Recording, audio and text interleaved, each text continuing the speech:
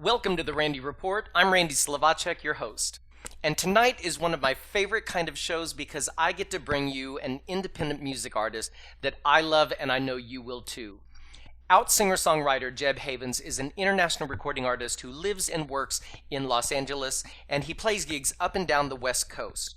But most of the people in the world know him from his super popular YouTube channel, where he posts not only cover songs but original songs, and he's garnered over 650,000 views.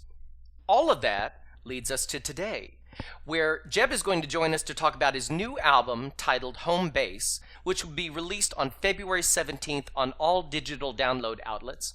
And he'll be having a record release party in Los Angeles at Rockwell, the very popular music venue.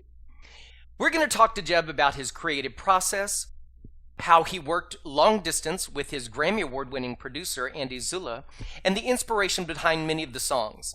But first, let's get to the music, and then we're going to talk to Jeb. This is Jeb Havens. The 101, packed like bumper cars in the LA sun. Blame it on the movie stars, but everyone, they can't stop talking about how lucky they're gonna be. A pair of gorgeous eyes, flirting out over sunglasses in the big blue skies. Backdrops for the red carpet, and I don't know why. I can't stop dreaming about what's calling for me. Oh, you're up and then try to breathe.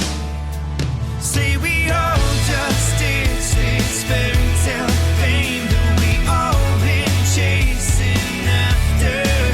Oh, I'm dancing naked in the rain like it's all just holy water. It's holy water.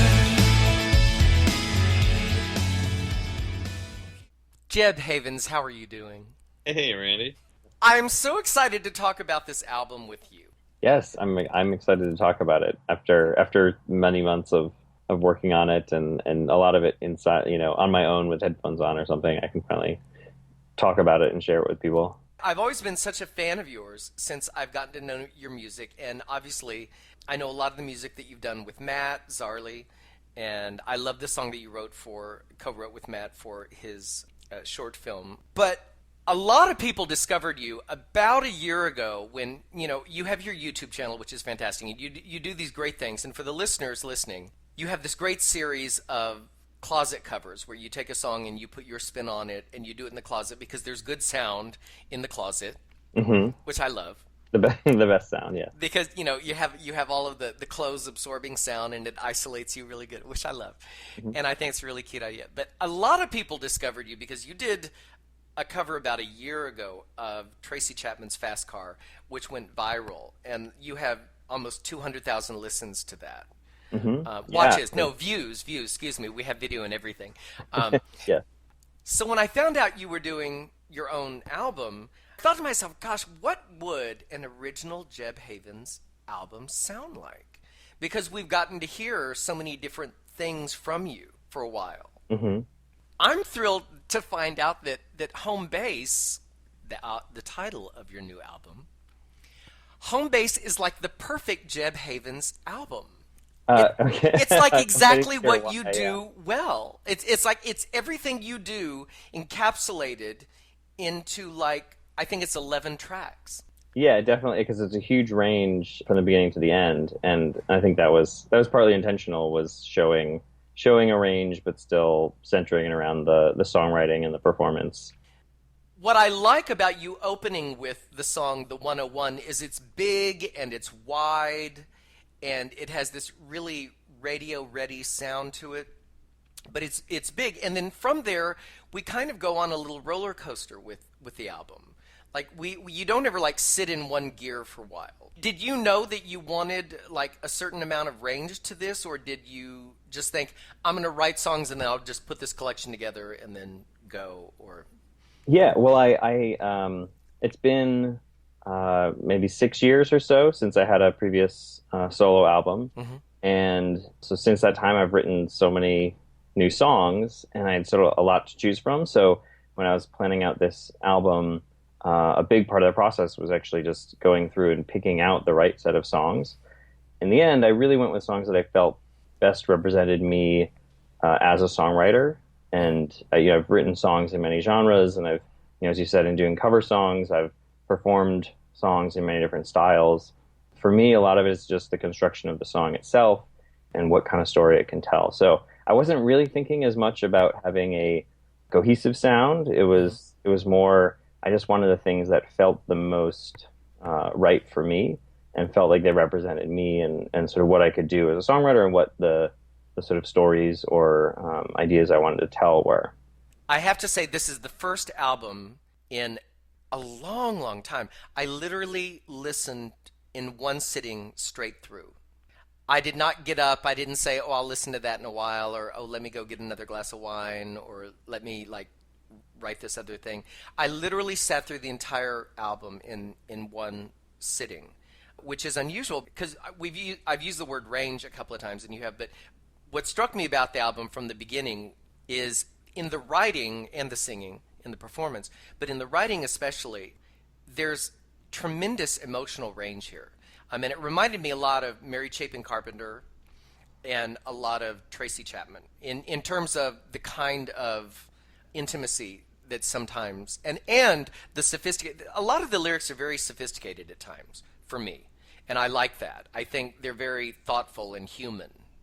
Mm-hmm. Yeah, I think when I approach songwriting, it's always from those two sides of one, just getting across this raw emotion and this raw feeling, and then there's sort of the more analytical side of me that just loves the craft of trying to put certain phrases together and internal rhyming and alliteration and things like that to sort of craft the song and make it something that's really catchy and has sort of these pop hooks to it, but still is hopefully exploring some idea that has some depth to it. Oh, absolutely.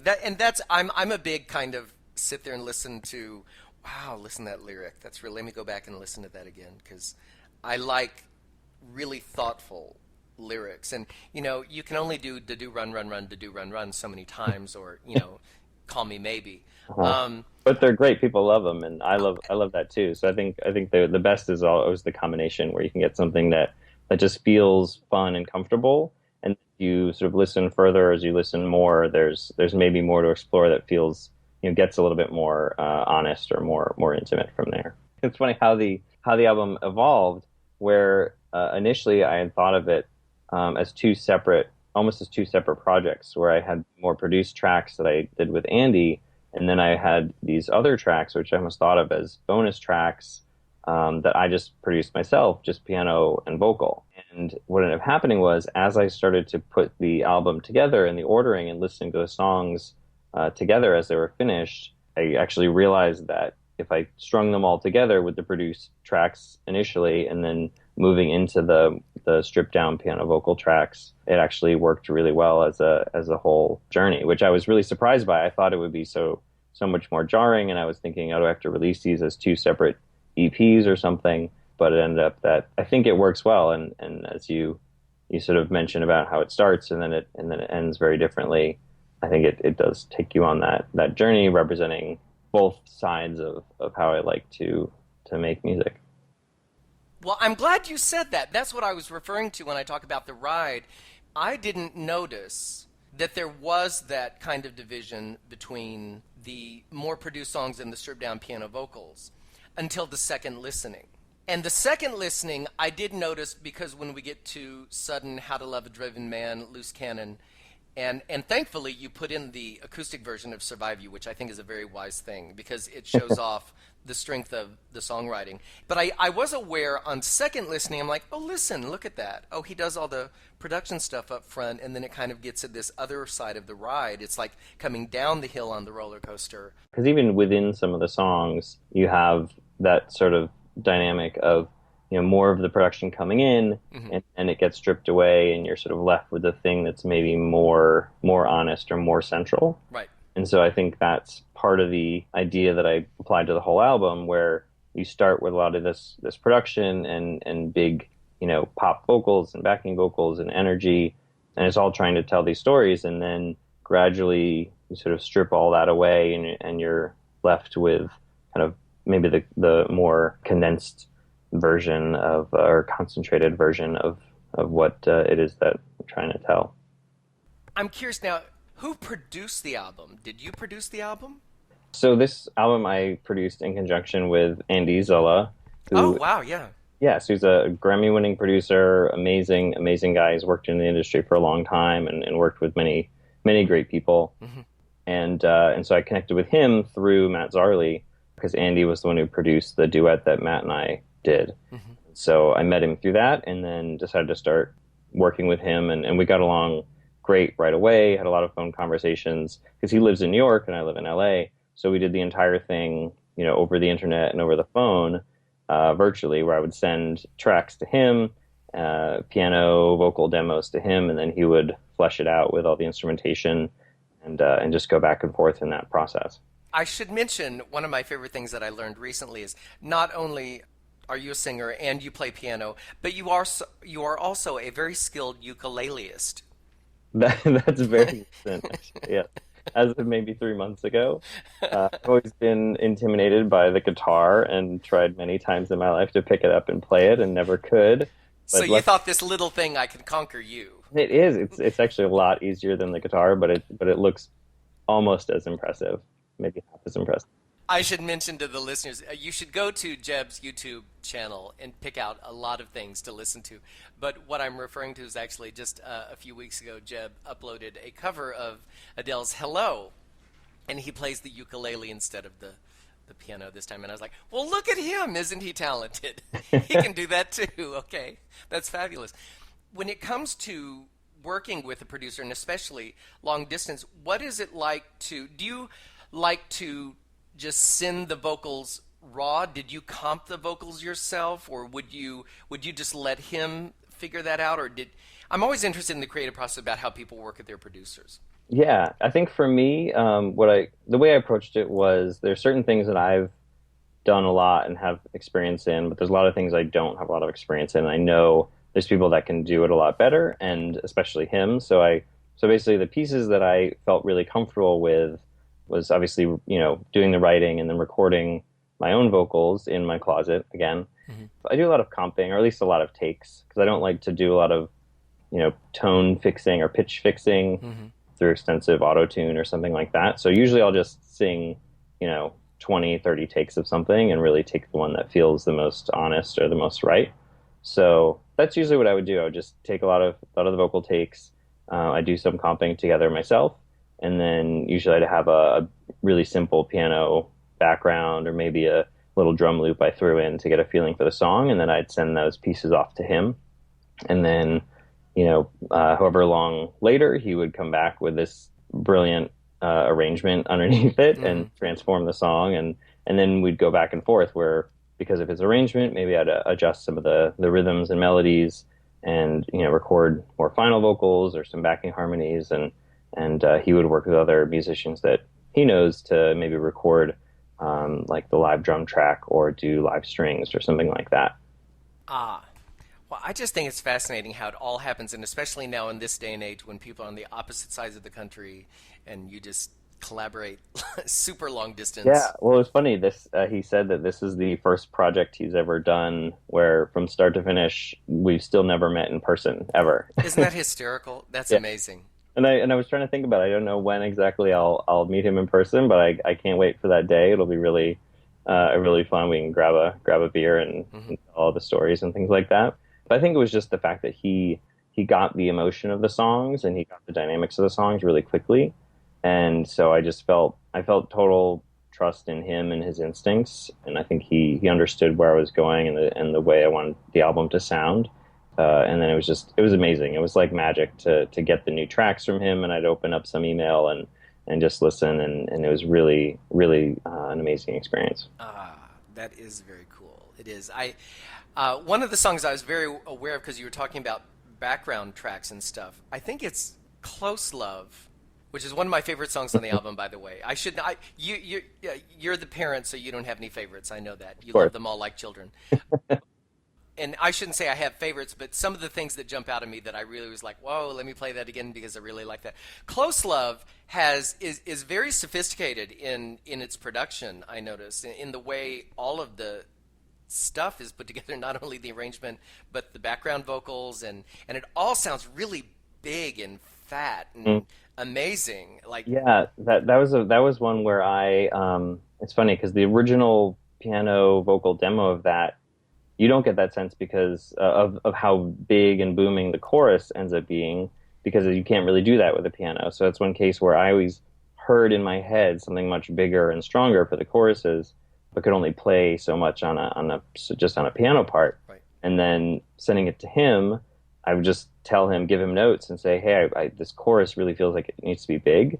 Oh, and it so suits it. Yeah. It really does. And I had no idea what he was going to do with it. And then he sends back this track with just these booming, driving drums and all this sound. And it felt so right. And it was something I hadn't seen or thought of before. But then when he adds that, then all of a sudden it transformed the song. It became, it turned it into, I think, something so much more. So I think those are the cases where I think again, I don't have favorites on the album, but I think the songs that I really love are the ones where it really ended up being this harmony of, him being able to bring what he does best to it and me being able to bring my own stuff to it as well.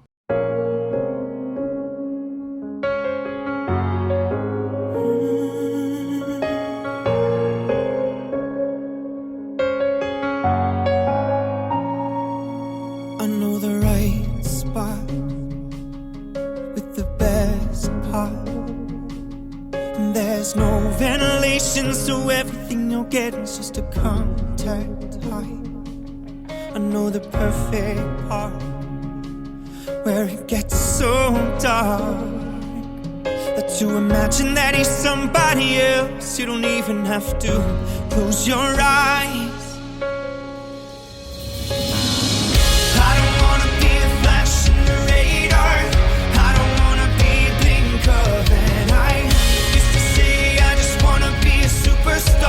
But even stars are just flecks in the night sky. Maybe I should get closer, but closer to what? And chasing after every cute thing in this club. I feel my heart pulling hard to what I'm not. I think I'm ready for some close love. I think I'm ready for some close love. I think with all artists, because since I still work in theater as a director and choreographer, I tell people all the time, I'm so not an island. I am so not going to walk in and be brilliant by myself. I'm never going to be that artist as a creative person myself. I'm always the collaborator. Mm-hmm. And so I love seeing it. It is a fun thing in collaboration when you bring your stuff to the table and then someone brings it back to you and they've kind of like helped it become the next generation of what that thing's going to be, and it gets very exciting. You go, oh wow, that's cool. I didn't even think of that maybe, or I hadn't thought of that, or I think it's a very fun thing. I really do. I think it's the joy of collaboration and creativity. Yeah, that's the same with me. I've done I had the duet with Matt. I've done other co-writing or collaborations with other artists, and that's always to me some of the most satisfying because it does allow you to create things that you never even thought of and see things you never would have imagined. And one of the things I should mention for people to listen to, just for comparison, because I have talked about how much I like Close Love, is if you go to Jeb's YouTube channel, he did perform it acoustically a couple of months ago, and there's video on his YouTube channel of the song. So if you want to hear what it would have sounded like as a more possibly, for lack of better language, intimate song without all of that stuff, it's there. And so to know where that was and where this became, and just to know that whole journey, be able to kind of get a sense of that is really cool. Mm-hmm. Now, let me put it this way. What I was going to say is I was going to bring up Survive You, mm-hmm. which is very much completely in my wheelhouse as an audience.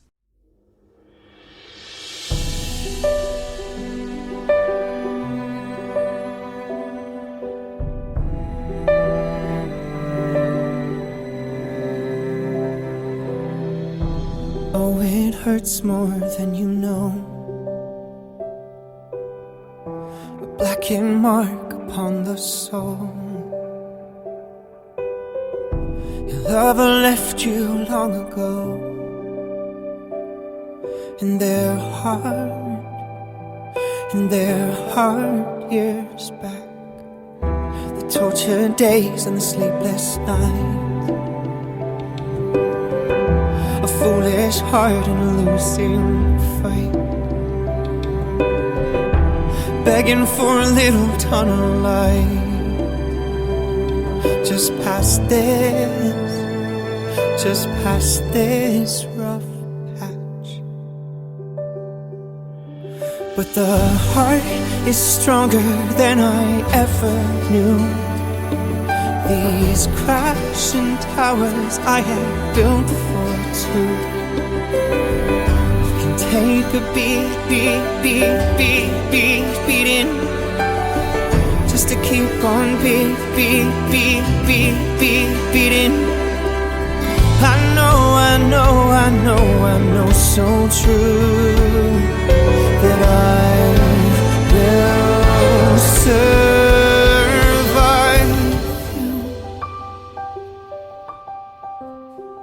survive you.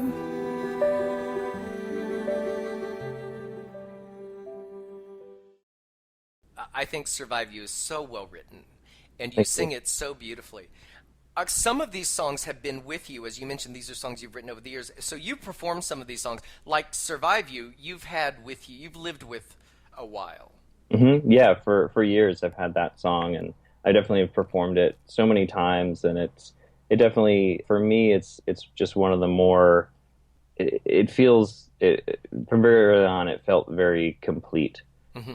Paints this complete picture, and the structure of it just feels right to me. Mm-hmm. And it's one of the songs that I've played so many times, and it feels the most honest. And people also respond to it. I think it's one of the songs that people respond to the most, partly because, for me, it was really capturing a lot of this confusing emotion at a very difficult time.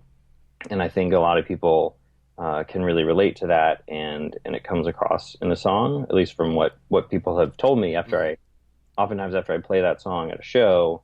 It's one of the ones that people come up after and they'll say, that's me, that's my life, that's my situation right now. Like, you wrote that song about me, and I think that sort of connection and that in the honesty and intimacy of the song is what I love about songwriting in general and about performing is being able to have something that really resonates with someone else emotionally. And even though I'm in a lot of ways telling my own stories, hopefully it's something that other people can bring their own lives to, and it can help them understand or deal with or work through something that they're going through.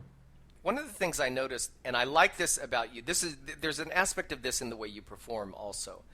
People who see your videos on YouTube and people who see you live.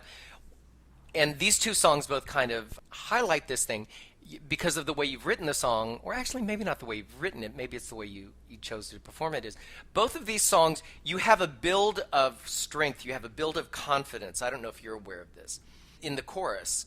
And then, but before we get to the last beat of the chorus, you pull back a little, like you have to think a minute. Mm-hmm. Which I like, because I think that's what life is like. I think a lot of people like to build their confidence, or they like to put it out there when you're trying to communicate something. A lot of people are thoughtful and they go, well, let me think before I really say that. Let me think for a second. And it's a vulnerable thing. Mm-hmm. If I were to describe you to people who had not heard you sing or perform yet, I think one of the hallmarks of your work is that there's a vulnerability, that it's really human. And I've always liked that. Mm. And when I get to Close Love and Survive You, at the end of each chorus, there's almost like, well, I'm not going to go there just yet. Like, just a little hint of, let me think again. Okay, mm-hmm. Just make sure I'm right. Or let me, and I'm saying it in a completely positive way, because I just think that life is like that. I've never been that person that in an argument, I'm absolutely right. I always have to, I think I'm right to a degree, but in the back of my head, I'm like, well, I'm going to get myself, wait, hold on just a second, just in case. And there's just something really human about that. I think for me, a lot of it was, a lot of my songwriting ends up being about dynamics and emotional dynamics. And yeah, good word. It's funny yeah. that sort of flow you mentioned, I didn't really realize the connection to those two songs, but I think it's true. They both have this sort of express this kind of vulnerability and unsureness especially in the verses, and then you do build into this big booming confidence or this big idea, and I think the moment at the end of the chorus when they pull back to almost nothing, it's sort of like you have to go through that whole process to come back to some like quiet, powerful moment. Right. And the most honest emotions are the ones where you're sort of able to calmly or quietly come back to the idea and just sit with it. And so I think for both of those songs, in Survive You and in Close Love, really, I think it's sort of a journey to that idea. And then when you get to that idea, it sort of hits you in this sort of quiet stillness so much, which is sort of oftentimes more powerful, I think, emotionally than the big booming, bravado or the vulnerability is, I can just sit with this idea and think about it. So yeah, I think a lot of the songwriting that I do ends up taking a lot of those emotional ups and downs. And I think, again, that's where working with someone who can use the instrumentation and use the strings and the drums to really play that up was so satisfying. Well, there, you said it better than I did. That's what I was meaning to say. Exactly that. There. Now, that being said, I'm talking about this vulnerability. I'm talking about this thoughtfulness and this intimacy. That's not to say that there are not like I mentioned at first, you open the album with the 101, and The Happiest is such a bouncy, just heartful song. And I love The Happiest because clearly we know what that's about. Yes, it's the unashamed or unabashed love song of just celebrating love and celebrating just that sort of freedom from fear of just being so, allowing yourself to be so happy and so in love that you I think move beyond that sort of worry and those emotions that we talked about before.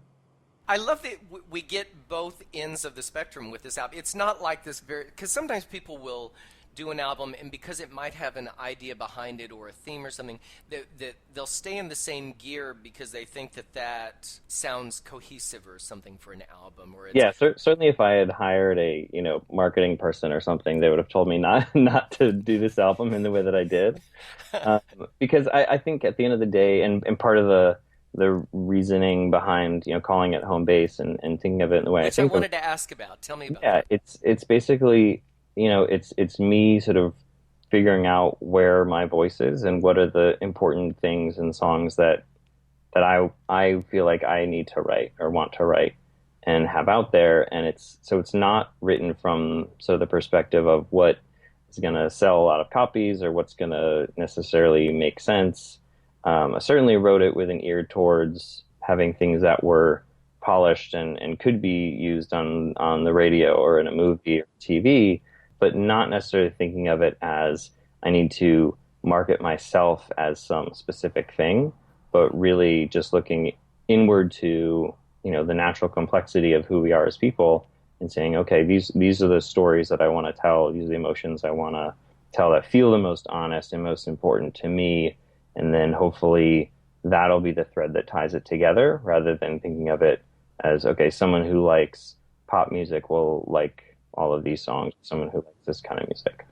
Well, I definitely think the people who follow you and discover you, they're going to go for that. They're going to love this. Well, thank you. Yeah, it definitely feels, it feels honest, and it feels sort of like the thing that I should be making. And again, it feels the most honest for me for where I'm at right now. And I think that's really, as an artist, that's all you can really do. And if you try and do something else, then you'll just end up driving yourself crazy trying to chase after something. Mm-hmm. So really, I think a lot of my musical journey and especially living in LA the past few years, a lot of that journey has really taught me that the one thing that you should really come back to is just who you are as an individual and what it is that you're trying to make and say, and just be proud of that.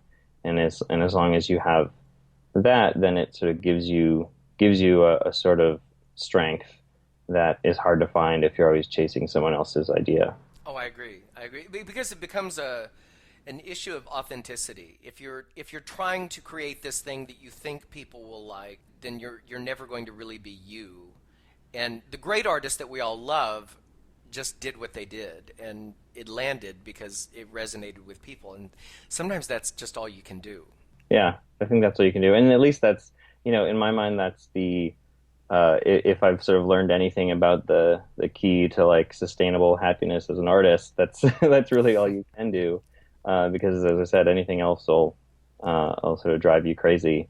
And I know that these songs in this album, I'm really happy how they came out, and I really think they represent, what it is that I wanted to say. And I'm excited for other people to hear it, but I'm also not banking my happiness on whether people love it or not. But I think especially if some of the songs resonate with people and can speak to them emotionally and help them through something that they're going through, or really try and work through something inside them, then I think that's really all the success that I'm after. Well, and I should mention, too, that not only can people buy this, now you're releasing the album on the 17th, is that right? Yeah, Wednesday, February 17th. It'll be iTunes, Amazon, Google Play, everywhere. And if they're in LA on the 17th, they can not only buy the album, go buy it. Yeah, I'm a whore. I want everyone to go buy stuff. Support. They can actually join you on the 17th at Rockwell in LA for a record release party. And you're going to be performing the songs from the album, and they can celebrate with you the release and your birthday? Yes. Yeah, we're combining a whole bunch of celebration all in one big night. Woohoo! It'd be great. Just trying to get, my friends there and any, fans and really celebrate together, finally being done with this album, and then celebrate birthday and any other surprises happening that night. So it should be really fun. And then also I've decided I'm doing a limited physical printing of the CD because I'm mostly going to be selling it just digitally. But for the release party, everyone who goes will actually get a physical disc. So limited edition, just because I don't know if I want to print that many and carry them around. People just want the music these days. They don't care how they get it, in my opinion. Yeah, it's funny. There's definitely people that have asked for a physical CD. Luckily, it's going up on Amazon on demand, I think. And if I set up the settings right, then I think it means that you'll be able to go on there and actually order a physical CD that they'll print. And they basically print it or something. They make a CD. They print it in their warehouse somewhere. Well, thank you, Amazon. We appreciate that. Yeah, exactly. One thing I did want to ask about the creative process, because I'm always curious about this, and it was a question that crossed my mind, and then I thought, ooh, don't ask it that way, Randy. That doesn't sound right. Because I was going to ask, what's the hardest thing about writing and recording? But hardest doesn't sound like the right word, so I want to ask, what is the most challenging thing when you're writing something or whether you're recording it? Is there a part that you find more challenging than others, or... Yeah, I mean, I think for me, it ends up being kind of putting the final touches on a song. Where while I'm writing something, I'll very quickly come up with an idea and have the hook or the chorus, and I'll come up with some of the lyrics. There's a point where I reach where I like the song, but I know in the back of my head, I know that it can be better, or a certain can be said a little bit better. Again, that's where that analytical part of my brain starts to go in and saying like, oh, well, this rhythm doesn't quite match up with that one vocally. Is there a way to shorten this word or use a different syllable or something like that, so that it rhymes better and all those little pieces. So I tend to get lost in that. So I think it's been good to have another person work with to sort of to be that person that says, this is done. Because like these songs, especially since I play them live so much, a lot of them, they constantly evolve in small ways. Right. And so I think for a lot of these songs, they never quite feel done to me. And even the songs now that they're on the album, I'm sure at some point in the not too distant future, I'll start, playing them slightly differently when I play them live or something. But that's always difficult for me because they're these living beings for me, where I think the songs constantly evolve and change on their own. yeah, I think it just happens naturally through playing it over and over again. And I think that's a healthy thing, to be honest with you. I think art does live and breathe. That's just life and creativity. And like sometimes I do wonder, like, Britney Spears probably, well, okay, that's how I recorded it. This is how we do it.